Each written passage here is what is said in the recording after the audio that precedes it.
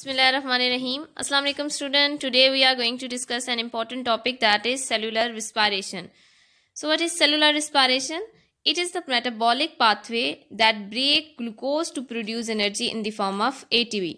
ये internal respiration है जिसके दौरान ऑक्सीजन को यूज़ किया जाता है और ऑर्गेनिक मॉलिक्यूल के सी चेन मॉलिक्यूल जो होते हैं उनके अंदर जो एनर्जी स्टोर होती है, जैसा कि ग्लूकोज, इसको रिलीज़ किया जाता है in the form of ATP. ये एटीपी देन सेल अपनी बाकी एक्टिविटीज़ के लिए यूज़ करता है. ये एक मल्टी स्टेप प्रोसेस है जो सेल की डिफरेंट साइड पे हो रहा होता है और इसके अंदर डिफरेंट स्टेप्स इन्वॉल्व हैं. बेसिकली अगर हम इस प्रोसेस की बात करें तो ये एक बायोलॉजिकली ऑक्सीडेशन प्रोसेस है. ऑक्सीडेशन क्या होती है? Oxidation mean addition of oxygen, removal of hydrogen and removal of electron. लेकिन सेलुलर रिस्पायरेशन के अंदर हम जिस ऑक्सीडेशन की बात कर रहे हैं, it involve removal of hydrogen. तो रिमूवल ऑफ हाइड्रोजन और रिमूवल ऑफ इलेक्ट्रॉन को यहाँ पे हम ऑक्सीडेशन कह रहे हैं. और ये जो ऑक्सीडेशन है इसको कौन कैटेलाइज करता है? इसको डीहाइड्रोजिनेजेस एंजाइम कैटेलाइज करते हैं. ये वो एंजाइम है जो किसी मॉलिक्यूल से हाइड्रोजन को रिमूव करते हैं और देन इसको ट्रांसफर करते हैं किसी और मॉलिक्यूल की तरफ. नेक्स्ट अगर हम बात करें स्टेजेस ऑफ सेलुलर रिस्पायरेशन, कितनी स्टेजेस में होता है ये प्रोसेस? तो इसकी 4 स्टेजेस हैं. First stage is glycolysis. Glycolysis के बाद सेकेंड स्टेज है pyruvic acid oxidation. Third stage is Krebs cycle और citric acid cycle. And fourth stage is respiratory chain, जिसे हम इलेक्ट्रॉन ट्रांसपोर्ट चेन भी कहते हैं. अक्रंस की बात करें तो out of these stages glycolysis कहाँ पे हो रही होती है? साइटोसोल के अंदर, साइटोप्लाज्म के अंदर ग्लाइकोलिसिस का स्टेप हो रहा होता है सेलुलर रिस्पायरेशन का, और इस प्रोसेस के लिए ऑक्सीजन की जरूरत नहीं होती. लेकिन अगर हम बात करें बाकी स्टेजेस की, बाकी जो 3 स्टेप्स हैं इनमें से क्रब साइकिल और रिस्पायरेटरी चेन, ये एक ऑर्गेनेली के अंदर होते हैं जिसे हम कहते हैं माइटोकॉन्ड्रिया. तो जो फर्स्ट स्टेप है ग्लाइकोलिसिस का, ये कहाँ पे हो रहा होता है? साइटोप्लाज्म के अंदर. और बाकी पायरुविक एसिड की ऑक्सीडेशन के बाद क्रब साइकिल और रिस्पायरेटरी चेन, इनमें ग्लूकोज का ब्रेकडाउन किस ऑर्गेनेली के अंदर होता है? माइटोकॉन्ड्रिया में. तो ये जो प्रोसेस है ये साइटोप्लाज्म और माइटोकॉन्ड्रिया दोनों के अंदर हो रहा होता है. फर्स्ट ऑफ ऑल हम बात करें तो फर्स्ट स्टेज है सेलुलर रिस्पायरेशन की, glycolysis. What is glycolysis? Glycolysis means splitting of sugar. Glyc का वर्ड जो है ये शुगर के लिए यूज किया जाता है. ग्रीक लेटर में ग्लाइक का मतलब है शुगर और lysis mean breakdown. So glycolysis mean splitting of sugar. It is the process in which glucose is broken down up to the formation of pyruvic acid. वो प्रोसेस जिसमें ग्लूकोज का breakdown होता है up to formation of pyruvic acid, इसे glycolysis कहा जाता है. Overall अगर हम इसकी इक्वेशन की बात करें तो C6H12O6, दिस इज ग्लूकोज, इसको ब्रेक किया जाता है 2 मॉलिक्यूल ऑफ पायरुविक एसिड में. पायरुविक एसिड का क्या फॉर्मूला है? C3H4O3. तो वो प्रोसेस जिसके दौरान ग्लूकोज की कन्वर्जन होती है into 2 molecule of pyruvic acid, इसे हम ग्लाइकोलाइसिस कहेंगे. और बेसिकली यहाँ पे ग्लूकोज ऑक्सीडाइज हो रही है. ग्लूकोज के अंदर से 4 हाइड्रोजन रिमूव होते हैं और इससे 2 मॉलिक्यूल बनते हैं पायरुवेट के. ये 4 हाइड्रोजन ट्रांसफर किए जाते हैं NAD को. एक NAD 2 हाइड्रोजन एक्सेप्ट करके NADH2 में चेंज होता है. तो यहाँ पे हमारे पास कितने NAD जो हैं ये रिड्यूस होंगे? 2 NAD के मॉलिक्यूल रिड्यूस होंगे. मीन इनमें हाइड्रोजन की एडिशन हो रही है तो इस वजह से ये रिड्यूस हो जाएंगे इनटू NADH2 और इससे ऑक्सीडाइज हो जाएगी ग्लूकोज पायरुवेट में. इस प्रोसेस के दौरान 2 ADP मॉलिक्यूल के अंदर 2 फॉस्फेट ग्रुप ऐड किए जाते हैं और इससे 2 ATP मॉलिक्यूल की फॉर्मेशन होती है. तो ऑल्दो ये एक इक्वेशन में मैंने आपको दिखाया है ये प्रोसेस कि ग्लूकोज किस तरह से पायरुवेट में कन्वर्ट होती है, लेकिन ये इतना सिंपल प्रोसेस नहीं है. ये मल्टी स्टेप प्रोसेस है और ग्लूकोज एक स्टेप में पायरुवेट में कन्वर्ट नहीं होती, बल्कि ये एक मल्टी स्टेप रिएक्शन है.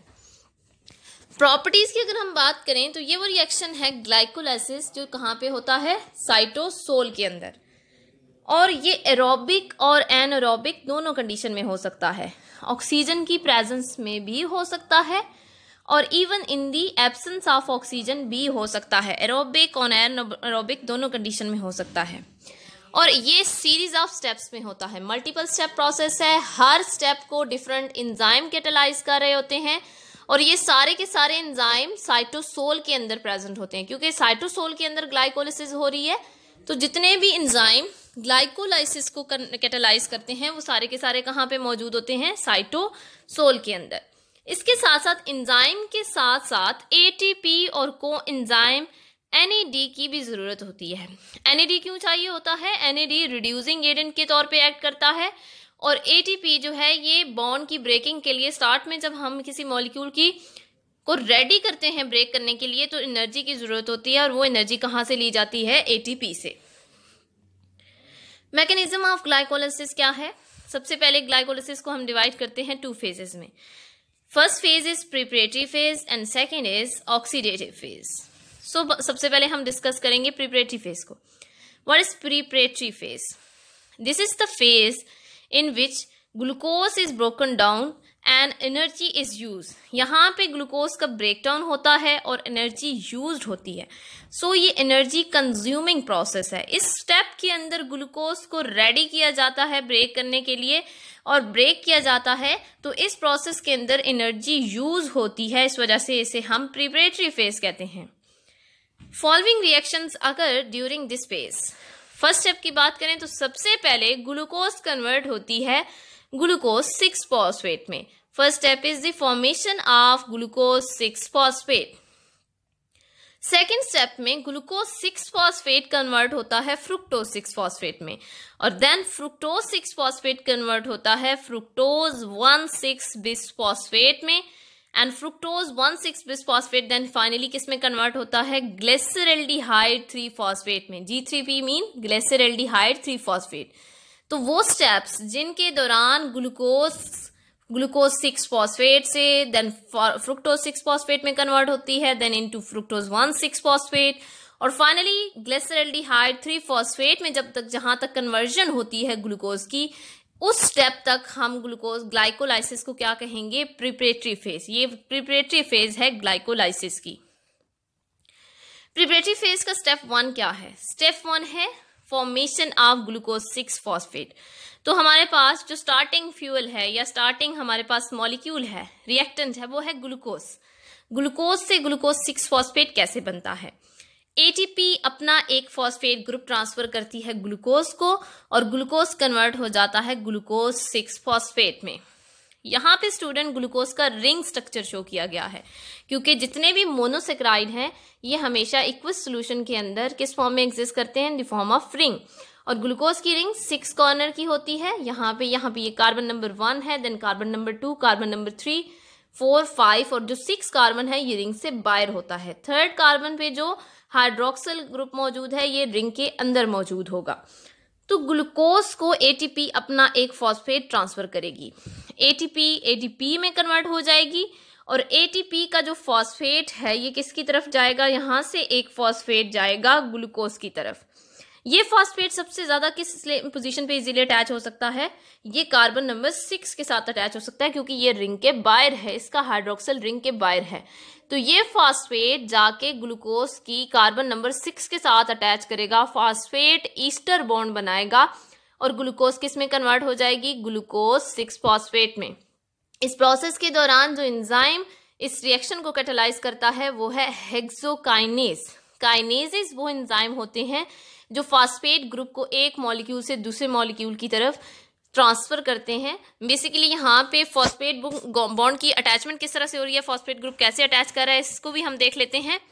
तो कार्बन नंबर 6 को सिर्फ हम ले रहे हैं, ये है CH2OH की फॉर्म में और इसके साथ फॉस्फेट ग्रुप अटैच होगा। फॉस्फेट ग्रुप किस फॉर्म में है? यहाँ पे फॉस्फेट ग्रुप है इन दी फॉर्म ऑफ फॉस्फेट को अगर हम देखें तो ये इस फॉर्म में होगा, यहाँ पे O, यहाँ पे O, तो यहाँ पे OH, यहाँ पे OH आएगा, ठीक है। इस साइड पे भी यहाँ पे एक बॉन्ड होगा और यहाँ पे OH। तो ये जो हाइड्रोजन है ये हाइड्रोजन रिमूव होगा और यहाँ से OH रिमूव होगा और ये जो CH2 है ये अपना बॉन्ड किसके साथ बना लेगा? इस ऑक्सीजन के साथ। तो ये फॉस्फेट ईस्टर बॉन्ड बन जाएगा क्योंकि यहाँ पे फॉस्फेट ग्रुप है, COP बॉन्ड है, COC को हम ईस्टर बॉन्ड कहते हैं, यहाँ पे COP है तो ये फॉस्फेट ईस्टर बॉन्ड बनेगा और कार्बन नंबर 6 जो है ग्लूकोज का, इसके साथ फॉस्फेट ग्रुप अटैच हो जाएगा जो कि एटीपी से आया है। इसके बाद नेक्स्ट स्टेप क्या है? सेकंड स्टेप है प्रिपरेटरी फेज का, formation of fructose 6 phosphate. Glucose 6 phosphate से फ्रुक्टोज 6 फॉस्फेट कैसे बनता है? ग्लूकोज और फ्रुक्टोज दोनों एक दूसरे के आइसोमर्स हैं। ग्लूकोज एक एल्डो शुगर है, जबकि अगर हम फ्रुक्टोज की बात करें तो फ्रुक्टोज एक कीटो शुगर है, इसमें कीटोनिक ग्रुप मौजूद होता है। तो ग्लूकोज 6 फॉस्फेट से फ्रुक्टोज 6 फॉस्फेट किस तरह से बनता है? इस दौरान एक एंजाइम इन्वॉल्व है जो कि ग्लूकोज 6 फॉस्फेट को कन्वर्ट करता है फ्रुक्टोज 6 फॉस्फेट में, and this enzyme is phosphoglucoisomerase. Glucose 6 phosphate, यहाँ पे हमारे पास रिएक्टेंट है। ग्लूकोज 6 फॉस्फेट के 6 पोजीशन पे फॉस्फेट ग्रुप मौजूद है। ये कन्वर्ट होता है फॉस्फोग्लूकोआइसोमरेज से फ्रुक्टोज 6 फॉस्फेट में। फ्रुक्टोज कीटो शुगर है, तो इसकी रिंग जो है बेसिकली यहाँ पे हम देखें तो फ्रुक्टोज की रिंग होती है 5 कॉर्नर वाली फ्यूरन, जबकि ग्लूकोज की रिंग पायरन होती है, ग्लूकोपायरानोज कहेंगे और इसे फ्रुक्टोफ्यूरानोज कहेंगे। 5 कॉर्नर क्यों होते हैं फ्रुक्टोज की रिंग के? क्योंकि इसमें कीटोनिक ग्रुप मौजूद होता है। तो हमेशा रिंग फॉर्मेशन किसके दरमियान होती है? एल्डो और keto group and second last carbon. तो यहाँ पे कीटो ग्रुप क्योंकि सेकेंड कार्बन पे मौजूद है, तो second and second last mean carbon number 2 और कार्बन नंबर 5 के दरमियान रिंग बनेगी। एक जो कॉर्नर है वो ऑक्सीजन का आएगा, तो हमारे पास रिंग के कितने कॉर्नर होंगे? 5, और कार्बन नंबर 1 और 6 दोनों रिंग से बाहर होंगे फ्रुक्टोज के अंदर। अब यहाँ पे सिंपली ग्लूकोज किसके अंदर कन्वर्ट हो गई? फ्रुक्टोज 6 फॉस्फेट में। ये 6 कॉर्नर रिंग से 5 कॉर्नर रिंग बन जाएगी और इसका कार्बन नंबर 1 भी किसके बाहर आ जाएगा? रिंग के बाहर। नेक्स्ट स्टेप, थर्ड स्टेप है प्रिपरेटरी फेज का, फॉर्मेशन ऑफ फ्रुक्टोज 1,6 फॉस्फेट। तो ये किस तरह से होगी? अब एक और फॉस्फेट की ग्रुप की एडिशन होगी कार्बन नंबर 1 पे। 6 पे पहले से मौजूद है फॉस्फेट, यहाँ पे कार्बन नंबर 1 पे एक और फॉस्फेट अटैच होगा। ये फॉस्फेट भी कहाँ से आएगा? एटीपी से। एटीपी मॉलिक्यूल ट्रांसफर करेगा एक फॉस्फेट ग्रुप फ्रुक्टोज 6 फॉस्फेट को।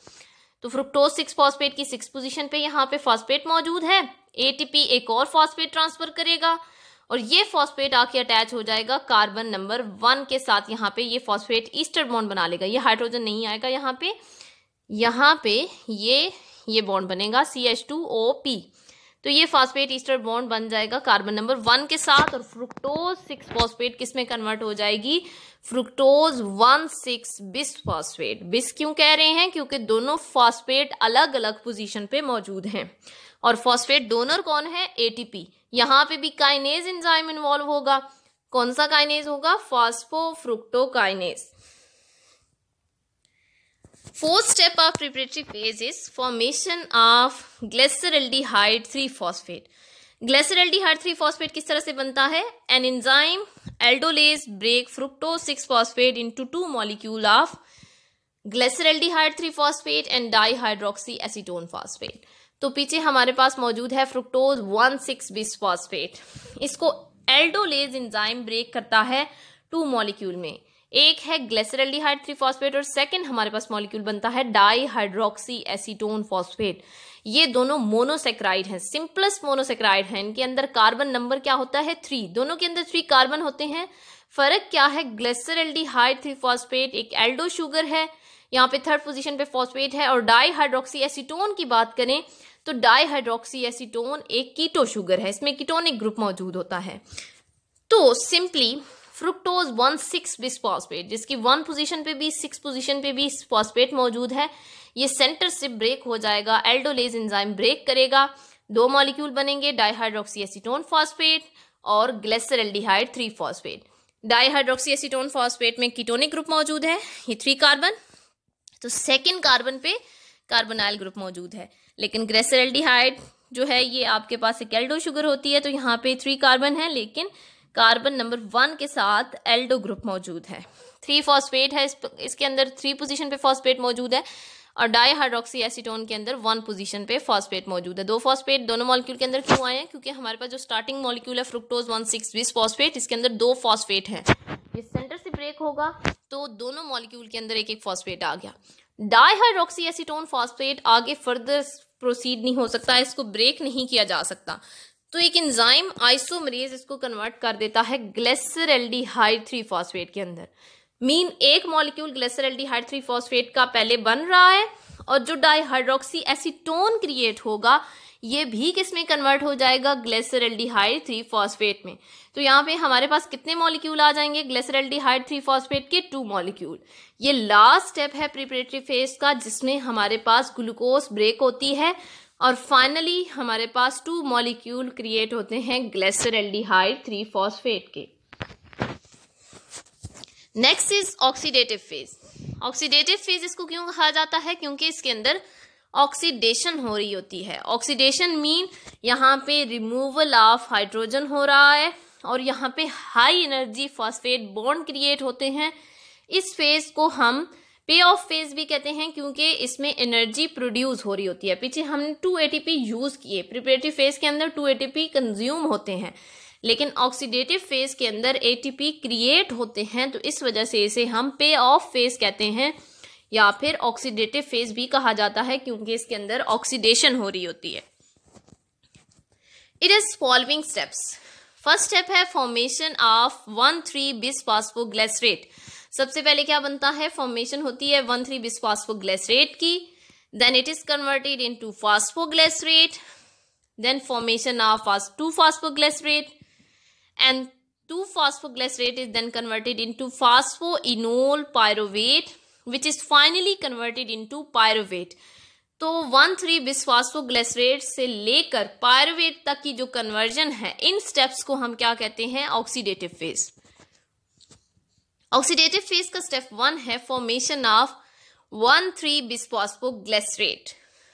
2 हाइड्रोजन और 2 इलेक्ट्रॉन रिमूव होते हैं ग्लिसरल्डिहाइड 3 फॉस्फेट से। प्रिपरेटरी फेज में हमारे पास लास्ट मॉलिक्यूल क्या था, ग्लिसरल्डिहाइड 3 फॉस्फेट। 2 मॉलिक्यूल्स क्रिएट हुए थे ग्लिसरल्डिहाइड 3 फॉस्फेट के। ये जो ग्लिसरल्डिहाइड 3 फॉस्फेट है इसके अंदर से 2 हाइड्रोजन रिमूव होते हैं और 2 इलेक्ट्रॉन रिमूव होते हैं, मीन इसकी ऑक्सीडेशन होगी। फर्स्ट स्टेप क्या है ऑक्सीडेटिव फेज का, ऑक्सीडेशन ऑफ ग्लिसरल्डिहाइड 3 फॉस्फेट। तो इसकी ऑक्सीडेशन होगी और जो हाइड्रोजन और इलेक्ट्रॉन रिमूव होंगे ये किसको ट्रांसफर किए जाएंगे, NAD को। तो ग्लिसरल्डिहाइड 3 फॉस्फेट है यहाँ पे COOH एंड देन CHOH है CH2OP, ये है ग्लिसरल्डिहाइड फॉस्फेट 3 फॉस्फेट। 2 मॉलिक्यूल होंगे ग्लिसरल्डिहाइड 3 फॉस्फेट के क्योंकि प्रिपरेटरी फेज के अंदर जो डाइहाइड्रोक्सी एसीटोन फॉस्फेट बनता है वो भी किस में कन्वर्ट हो जाता है, ग्लिसरल्डिहाइड 3 फॉस्फेट में। तो ये जो 2 मॉलिक्यूल हैं ग्लिसरल्डिहाइड 3 फॉस्फेट के, इनमें से हर एक के अंदर से 2 हाइड्रोजन रिमूव होंगे और 2 इलेक्ट्रॉन रिमूव होंगे। ये हाइड्रोजन और इलेक्ट्रॉन NAD को ट्रांसफर किए जाएंगे। NAD किस में कन्वर्ट हो जाएगा, NADH में। NADH+2 हाइड्रोजन आयन क्रिएट होंगे या NADH2 बन जाएगा। यहाँ पे क्योंकि हम 2 मॉलिक्यूल ले रहे हैं ग्लिसरल्डिहाइड 3 फॉस्फेट के, तो कितने NAD के रिड्यूस होंगे, 2 NAD रिड्यूस होंगे और टोटल कितने हाइड्रोजन रिमूव होंगे, 4। अच्छा, अब ये हाइड्रोजन कहाँ से रिमूव होंगे, हाइड्रोजन का रिमूवल अगर हम देखें तो एक हाइड्रोजन सबसे पहले यहाँ पे हम इसको ड्रा करके देख लेते हैं। ये आ गया हमारे पास ग्लिसरल्डिहाइड, यहाँ पे इसका हाइड्रोजन आ गया, देन CH, यहाँ OH आ गया एंड CH2OP। तो कौन कौन सी पोजीशन से हाइड्रोजन रिमूव होगा, सबसे पहले हमारे पास एक हाइड्रोजन रिमूव होता है कार्बन नंबर 1 से जिसपे एल्डिहाइड ग्रुप मौजूद है, ये हाइड्रोजन रिमूव होगा। ये हाइड्रोजन जब रिमूव होगा तो यहाँ पे कार्बन का एक बॉन्ड कम हो गया। ये बॉन्ड ये किसके साथ बनाएगा, ये बॉन्ड ये बनाता है फॉस्फेट के साथ और इनऑर्गेनिक फॉस्फेट ऐड किया जाएगा। यहाँ पे फॉस्फेट आएगा, फॉस्फेट इस फॉर्म में होगा H3PO4 की फॉर्म में। यहाँ पे ये जो फॉस्फेट है ये आके इसके साथ कार्बन के साथ बॉन्ड बनाएगा। कैसे बॉन्ड बनेगा कि फॉस्फेट का भी एक हाइड्रोजन रिमूव हो जाएगा। यहाँ से ये हाइड्रोजन रिमूव हो गया फॉस्फेट का और फॉस्फेट अपना बॉन्ड बनाएगा देन किसके साथ, इस कार्बन के साथ। तो यहाँ पे एक हाइड्रोजन किससे रिमूव होगा, ग्लिसरल्डिहाइड 3 फॉस्फेट पे, और दूसरा हाइड्रोजन किससे रिमूव होगा, फॉस्फेट ग्रुप से। तो टोटल 2 हाइड्रोजन जब हम कहते हैं तो 2 हाइड्रोजन में से एक हाइड्रोजन ग्लिसरल्डिहाइड 3 फॉस्फेट से आता है और दूसरा हाइड्रोजन कहाँ से आता है, इनऑर्गेनिक फॉस्फेट से। तो टोटल 2 हाइड्रोजन होते हैं और यहाँ पे अगर 2 मॉलिक्यूल होंगे ग्लिसरल्डिहाइड 3 फॉस्फेट के तो टोटल कितने हाइड्रोजन होंगे, 4 हाइड्रोजन। तो 2 मॉलिक्यूल NAD के रिड्यूस हो जाएंगे NADH2 में। इसके बाद यहाँ पे अब ये बॉन्ड, ये यहाँ पे C डबल बॉन्ड O है, यहाँ से हाइड्रोजन रिमूव हो गया था और यहाँ पे आके फॉस्फेट ईस्टर बॉन्ड बन जाएगा COP। तो ये किस में कन्वर्ट हो जाएगा, ग्लिसर एल्डिहाइड 3 फॉस्फेट के। अब कार्बन नंबर 1 और कार्बन नंबर 3 दोनों पे फॉस्फेट आ गया है और ये एल्डिहाइड से ग्लिसरेट में कन्वर्ट हो गया है।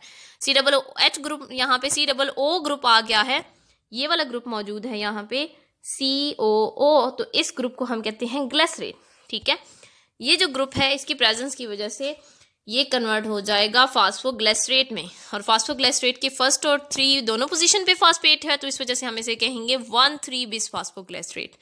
और ये 2 मॉलिक्यूल क्रिएट होंगे क्योंकि 2 ग्लिसरल्डिहाइड 3 फॉस्फेट से, तो इससे 2 मॉलिक्यूल बनेंगे 1,3-bis फास्फोग्लिसरेट के।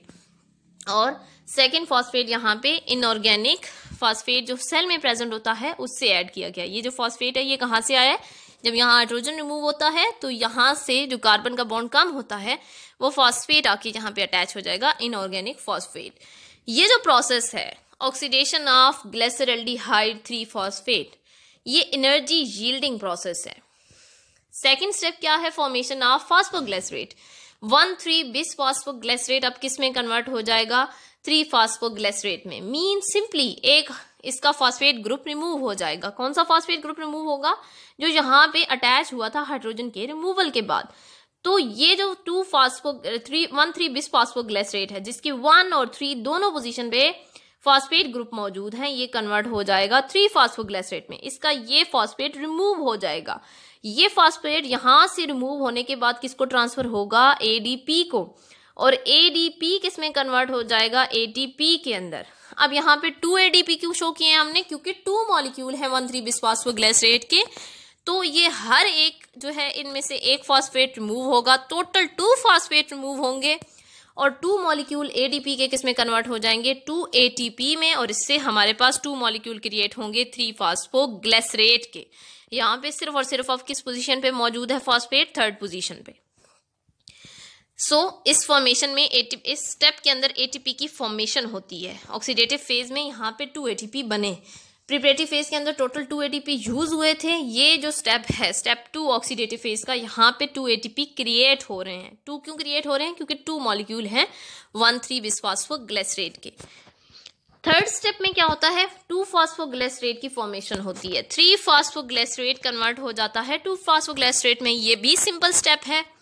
3 फास्फोग्लिसरेट का मतलब है 3rd पोजीशन पे क्या चीज मौजूद है, फॉस्फेट। यही फॉस्फेट 3rd से 2nd पोजीशन पे ट्रांसफर हो जाता है और यहाँ पे एंजाइम कौन सा एक्ट करता है, ग्लिसरोकाइनेज। ग्लिसरोकाइनेज जो है ये इसको किस में ट्रांसफर कर देता है, 2 फास्फोग्लिसरेट में। मीन ये जो फॉस्फेट यहाँ पे मौजूद है 3rd पोजीशन पे, ये 3rd से 2nd पोजीशन पे ट्रांसफर हो जाएगा। यहाँ पे हाइड्रोजन नहीं आएगा और ये हाइड्रोजन यहाँ पे, ये हाइड्रोजन नहीं आएगा। ठीक है, तो ये बन जाएगा हमारे पास 2 फास्फोग्लिसरेट। 3 फास्फोग्लिसरेट का 3rd जो फॉस्फेट मौजूद है ये 2nd कार्बन पे ट्रांसफर हो गया है।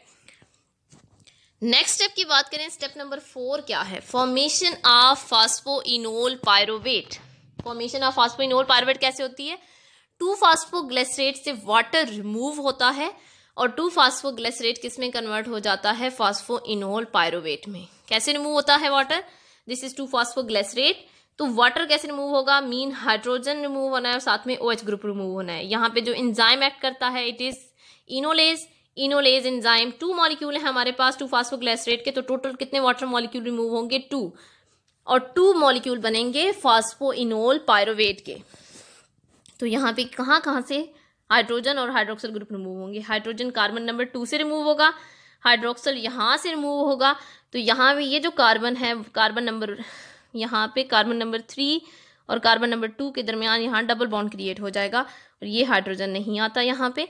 और ये जो मॉलिक्यूल बनेगा जिसमें CH2 डबल बॉन्ड COP और then C double bond ONO मौजूद है, यहाँ पे ग्लिसरेट ग्रुप मौजूद है, इसको हम कहते हैं फास्फोइनोल पायरोवेट। यहाँ पे डबल बॉन्ड मौजूद है तो ये इनोल ग्रुप है। तो 2 फास्फोग्लिसरेट के अंदर से वाटर रिमूव होगा और ये किसमें कन्वर्ट हो जाएगा, फास्फोइनोल पायरोवेट में। और फास्फोइनोल पायरोवेट के 2 मॉलिक्यूल बनेंगे और 2 वाटर मॉलिक्यूल रिमूव होंगे क्योंकि स्टार्टिंग में हमारे पास 2 मॉलिक्यूल मौजूद हैं 2 फास्फोग्लिसरेट के। फिफ्थ स्टेप क्या है ऑक्सीडेटिव फेज का? Formation of pyruvate. This is the last step of oxidative phase. Pyruvate किस तरह से बनता है? Phosphoenol pyruvate then give its high energy phosphate to ADP. As a result ADP किस में कन्वर्ट हो जाएगा? एटीपी के अंदर। तो फास्फोइनोल पायरुवेट के कार्बन नंबर 2 के साथ फास्फेट ग्रुप मौजूद है। ये फास्फेट ग्रुप जो है एडीपी की तरफ ट्रांसफर होगा और एडीपी किस में कन्वर्ट हो जाएगा? एटीपी में। 2 मॉलिक्यूल हैं फास्फोइनोल पायरुवेट के, हर एक से एक फास्फेट ग्रुप ट्रांसफर होगा। तो ये जो फास्फेट है ये एडीपी की तरफ जाएगा, टोटल 2 फास्फेट होंगे। तो 2 मॉलिक्यूल एडीपी के किस में कन्वर्ट हो जाएंगे? 2 एटीपी में। थर्ड स्टेप में भी हमारे पास 2 एटीपी के मॉलिक्यूल बने थे और यहाँ पे फिफ्थ स्टेप में दोबारा से 2 एटीपी के मॉलिक्यूल बनेंगे। तो टोटल ऑक्सीडेटिव फेज में कितने एटीपी बन गए? 4 एटीपी।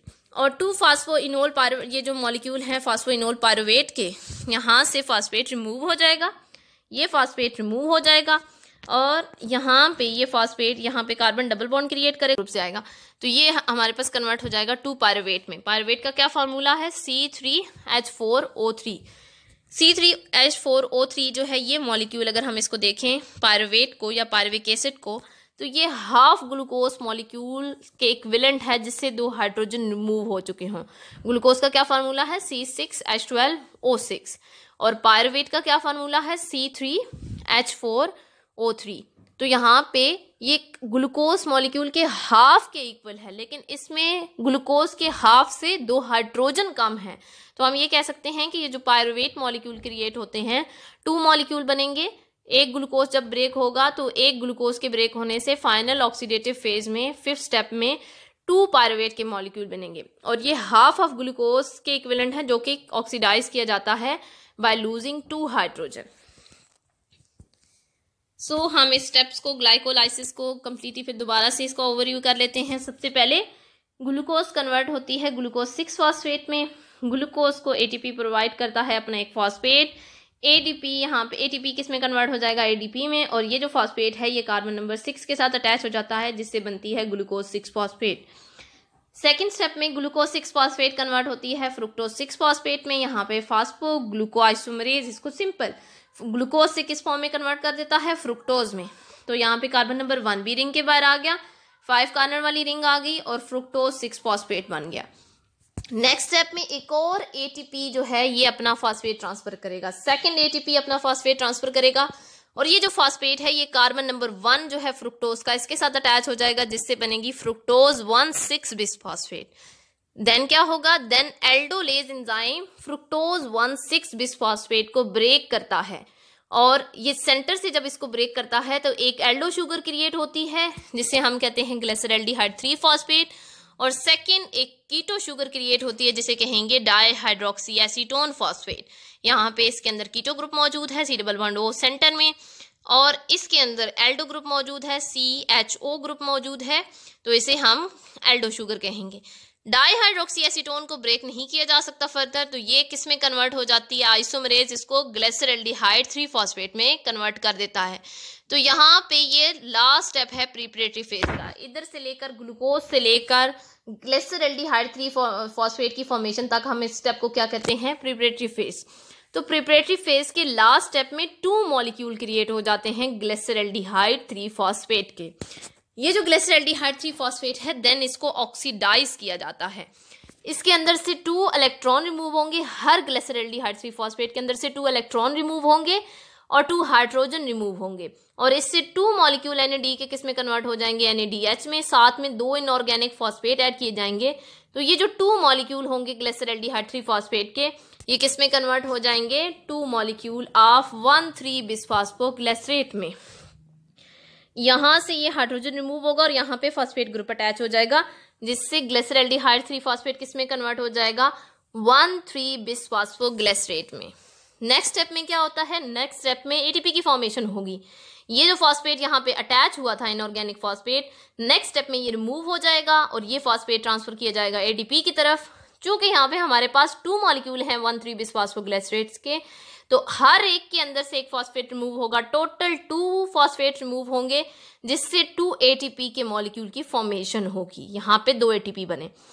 इसके बाद क्रिएट होगा 2 फॉस्फो, यहाँ पे फॉस्फो ग्लिसरोकाइनेज जो है यहाँ पे इसको देन यहाँ पे क्रिएट होता है पहले 3-फॉस्फोग्लिसरेट। 3-फॉस्फोग्लिसरेट से सेकंड पोजीशन पे ट्रांसफर हो जाता है फॉस्फेट ग्रुप, तो क्रिएट होता है हमारे पास 2-फॉस्फोग्लिसरेट। और देन 2-फॉस्फोग्लिसरेट से जब वाटर मॉलिक्यूल रिमूव होता है तो क्रिएट होगा फॉस्फोइनोल पायरुवेट। फॉस्फोइनोल पायरुवेट का देन फॉस्फेट रिमूव हो जाता है, ये फॉस्फेट रिमूव हो जाएगा और इस फॉस्फेट के रिमूवल के बाद ये फॉस्फेट ट्रांसफर होगा एडीपी की तरफ। तो 2 मॉलिक्यूल होंगे फॉस्फोइनोल पायरुवेट के, तो इस वजह से हमारे पास 2 एडीपी को 2 फॉस्फेट मिलेंगे और ये 2 एडीपी के मॉलिक्यूल 2 एटीपी में कन्वर्ट हो जाएंगे। तो ऑक्सीडेटिव फेज के अंदर यहाँ से ऑक्सीडेटिव फेज स्टार्ट हो रही है इस स्टेप से, जिसमें ग्लिसरॉल्डिहाइड 3-फॉस्फेट की ऑक्सीडेशन होगी। यहाँ से अगर हम लास्ट तक देखें पायरुवेट की फॉर्मेशन तक, तो टोटल कितने एटीपी बनते हैं हमारे पास? 2 यहाँ पे बनेंगे और 2 यहाँ पे क्रिएट होते हैं, तो टोटल 4 एटीपी क्रिएट होते हैं। जबकि हमारे पास अगर हम देखें ग्लाइकोलाइसिस की प्रिपरेटिव फेज में, तो प्रिपरेटिव फेज में हमारे पास फर्स्ट स्टेप में यहाँ पे 1 एटीपी यूज हुआ, यहाँ पे 1 एटीपी यूज होगा, 2 एटीपी यूज होते हैं। तो इस वजह से हम ये कह सकते हैं कि ओवरऑल ग्लाइकोलाइसिस में 4 एटीपी क्रिएट होते हैं, लेकिन इनमें से जो 2 एटीपी हैं ये अगेन नेक्स्ट साइकिल के लिए रीयूज हो जाते हैं ड्यूरिंग प्रिपरेटरी फेज। तो नेट प्रोडक्शन क्या होती है एटीपी की? 2 एटीपी क्रिएट होते हैं टोटल। सो हम इसको सिंपली व्यू कर लेते हैं। सबसे पहले ग्लूकोज कन्वर्ट होती है ग्लूकोज 6-फॉस्फेट में, और ये फॉस्फेट ग्रुप कहाँ से आता है? एटीपी से। एटीपी यहाँ पे यूज होता है। एंजाइम कौन सा है? हेक्सोकाइनेज। नेक्स्ट ग्लूकोज 6-फॉस्फेट कन्वर्ट होता है फ्रुक्टोज 6-फॉस्फेट में। यहाँ पे सिंपल आइसोमराइजेशन होती है, ग्लूकोज अपनी फ्रुक्टोज फॉर्म में कन्वर्ट हो जाता है और फास्फोग्लूकोआइसोमरेज यहाँ पे इसके कन्वर्जन को कन्वर्ट करेगा ग्लूकोज 6-फॉस्फेट को फ्रुक्टोज 6-फॉस्फेट में। नेक्स्ट स्टेप में एक और एटीपी यूज होगा। एटीपी अपना फॉस्फेट ट्रांसफर करेगा फ्रुक्टोज 6-फॉस्फेट को, और फ्रुक्टोज के कार्बन नंबर 1 के साथ भी फॉस्फेट आ जाएगा, जिससे फ्रुक्टोज 6-फॉस्फेट किस में कन्वर्ट हो जाएगा? फ्रुक्टोज 1,6-बिसफॉस्फेट में। नेक्स्ट स्टेप में फ्रुक्टोज 1,6-बिसफॉस्फेट जो है ये ब्रेक हो जाएगा बाय एंजाइम एल्डोलेज, और 2 मॉलिक्यूल बनेंगे, ग्लिसरॉल्डिहाइड 3-फॉस्फेट बनेगा और साथ में डाईहाइड्रोक्सी एसीटोन फॉस्फेट बनेगा। डाईहाइड्रोक्सी एसीटोन फॉस्फेट को भी किस में कन्वर्ट कर दिया जाएगा? ग्लिसरॉल्डिहाइड 3-फॉस्फेट में। तो टोटल कितने मॉलिक्यूल बन गए ग्लिसरॉल्डिहाइड 3-फॉस्फेट के? 2 मॉलिक्यूल। यहाँ पे कितने मॉलिक्यूल आ जाएंगे? 2 मॉलिक्यूल आ जाएंगे। यहाँ तक ये जो ग्लूकोज की स्टेजेस हैं इन सबको हम कहते हैं preparatory phase, up to the formation of glyceraldehyde three phosphate. ये जो स्टेप्स हैं इन सबको हम प्रिपरेटरी फेज कहेंगे। इसके बाद ऑक्सीडेशन होती है ग्लिसरॉल्डिहाइड 3-फॉस्फेट की। दोनों मॉलिक्यूल ऑक्सीडाइज होंगे, मीन से हाइड्रोजन रिमूव होगा, 2 NADH बनेंगे और ये कन्वर्ट हो जाएंगे 1,3-बिसफॉस्फोग्लिसरेट में। यहाँ पे साथ में इनऑर्गेनिक फॉस्फेट भी ऐड होगा, 1,3-बिसफॉस्फोग्लिसरेट। देन यहाँ से इसका एक फॉस्फेट रिमूव होता है, 2 मॉलिक्यूल होंगे ये भी, यहाँ पे 2 ग्लिसरॉल्डिहाइड 3-फॉस्फेट थे, तो यहाँ पे 2 मॉलिक्यूल क्रिएट होंगे 1,3-बिसफॉस्फोग्लिसरेट के। इन दोनों से एक एक फॉस्फेट रिमूव होगा, यहाँ पे ये फॉस्फेट रिमूव होगा, 2 फॉस्फेट रिमूव होंगे टोटल, और ये दोनों जो है एडीपी को किस में कन्वर्ट कर देंगे? ये कन्वर्ट कर देंगे इसको एटीपी के अंदर। तो यहाँ पे 2 मॉलिक्यूल बनेंगे एटीपी के, और 1,3-बिसफॉस्फोग्लिसरेट किस में कन्वर्ट हो जाएगा? 3-फॉस्फोग्लिसरेट के अंदर। नेक्स्ट स्टेप में 3-फॉस्फोग्लिसरेट किस में कन्वर्ट होता है? 2-फॉस्फोग्लिसरेट में। सिंपली इसकी थर्ड पोजीशन से फॉस्फेट किस पे शिफ्ट हो जाएगा? सेकंड पोजीशन पे। तो ये 3-फॉस्फोग्लिसरेट से कन्वर्ट हो जाएगा 2-फॉस्फोग्लिसरेट में, मीन सेकंड कार्बन के साथ मौजूद है अब phosphate group. Then enolase enzyme two phosphoglycerate के अंदर से वाटर रिमूव कर देगा, वाटर रिमूव करेगा तो इनोल ग्रुप क्रिएट होगा और नेक्स्ट कंपाउंड बनेगा फॉस्फोइनोल पायरुवेट। फॉस्फोइनोल पायरुवेट का देन एक और फॉस्फेट, यहाँ से जो फॉस्फेट रह गया है फॉस्फोइनोल पायरुवेट का फॉस्फेट रिमूव होगा। यहाँ पे ये 2 मॉलिक्यूल है सारे, तो टोटल जो 2 मॉलिक्यूल है फॉस्फोइनोल पायरुवेट के, इनके अंदर से 2 फॉस्फेट रिमूव होंगे और ये जो फॉस्फेट हैं ये एडीपी को किस में कन्वर्ट करेंगे? एटीपी के अंदर। तो यहाँ पे 2 एटीपी अगेन क्रिएट हो गए। तो ये जो ऑक्सीडेटिव फेज है यहाँ से यहाँ तक, इस फेज के अंदर टोटल कितने एटीपी क्रिएट होते हैं? 4। लेकिन ये जो 4 एटीपी हैं इनमें से 2 एटीपी अगेन नेक्स्ट ग्लाइकोलाइसिस की प्रिपरेटिव फेज में यूज हो जाते हैं। तो हम ये कह सकते हैं कि नेट प्रोडक्शन ऑफ एटीपी क्या है? 2। टोटल 2 एटीपी के मॉलिक्यूल ग्लाइकोलाइसिस में क्रिएट होते हैं और साथ में यहाँ पे 2NADH भी बनेंगे। Thank you so much students.